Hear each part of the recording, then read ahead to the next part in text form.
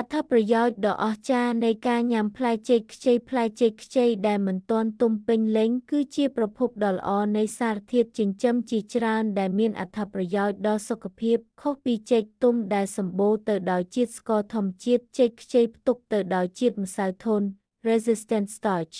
ខ្ពស់ដែលមានតួនាទីសំខាន់ក្នុងការថែរក្សាសុខភាពពោះវៀននិងគ្រប់គ្រងកម្រិតជាតិស្ករក្នុងឈាមខាងក្រោមនេះជាអត្ថប្រយោជន៍សំខាន់នៃការញ៉ាំផ្លែចេកខ្ចីជួយដល់ប្រព័ន្ធរំលាយអាហារជាតិម្សៅធន់នៅក្នុងចេកខ្ចីដើរតួជា prebiotic ដែលជាអាហារសម្រាប់បាក់តេរីល្អនៅក្នុងពោះវៀន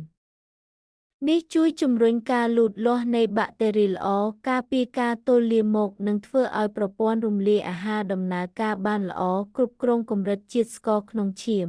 ដោយសារតែជាតិម្សៅធន់មិនត្រូវបានរំលាយនៅក្នុងពោះវៀនតូចវាមិនបង្កើនជាតិស្ករក្នុងឈាមលឿនដូចជាតិស្ករធម្មតាឡើយនេះធ្វើឲ្យចេកខ្ចីក្លាយជាជម្រើសដ៏ល្អសម្រាប់អ្នកជំងឺទឹកនោមផ្អែមឬអ្នកដែលចង់គ្រប់គ្រងកម្រិតជាតិស្កររបស់ខ្លួនជួយសម្រកទម្ងន់ជាតិម្សៅធន់ជួយឲ្យអ្នកឆ្អែតបានយូរដែលកាត់បន្ថយចំណង់អាហារនិងការញ៉ាំច្រើនហួសហេតុវាក៏អាចជួយបង្កើនការដុតបំផ្លាញជាតិខ្លាញ់ផងដែរបូរទៅដោយសារធាតុប៉ូតាស្យូម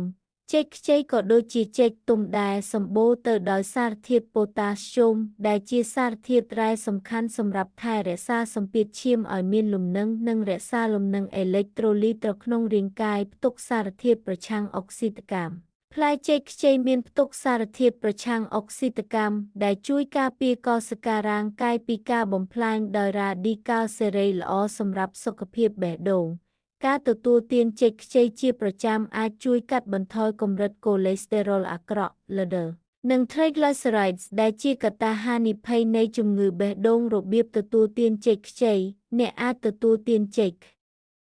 ខ្ចីបានតាមវិធីជាច្រើនដូចជាយកទៅស្ងោរឬចំហុយធ្វើជាសាឡាតដាក់ក្នុងមុខម្ហូបផ្សេងកិនធ្វើជាម្សៅសម្រាប់លាយក្នុងភេសជ្ជៈឬអាហារផ្សេងទោះបីជាចេកខ្ចីមានអត្ថប្រយោជន៍ច្រើនក៏ដោយការទទួលទានក្នុងបរិមាណសមល្មមគឺជារឿងសំខាន់ប្រសិនបើអ្នកមានបញ្ហាសុខភាពណាមួយ